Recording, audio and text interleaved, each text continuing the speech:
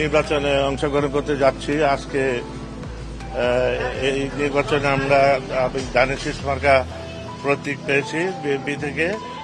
আমি অত্যন্ত উৎসব উদ্দীপনার মধ্যে দিয়ে আমার নেতা কর্মীরা অত্যন্ত আনন্দ উৎসব এবং এলাকা তো আমাদের এলাকার উৎসব আগামীকাল থেকে ব্যাপকভাবে আমরা ধানের শীষ মার্কা আনন্দ উৎসবের মধ্যে প্রচার চালিয়ে যাব।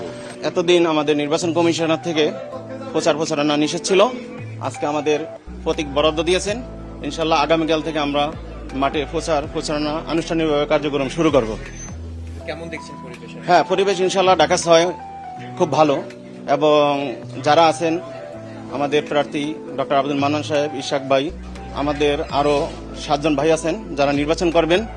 সবাই আমরা দেখছি এই পর্যন্ত কারোর সাথে কার কোনো বিভেদ নেই, সবাই শান্তিপূর্ণভাবে কার্যক্রম চলতেছে। আমার বিশ্বাস আমরা সবাই যেহেতু একসাথে আন্দোলন সংগ্রাম করেছি, আমরা সবাই ঐক্যবদ্ধভাবে দেশের স্বার্থে, জনগণের স্বার্থে একসাথে ইনশাল্লাহ কাজ করে যাব।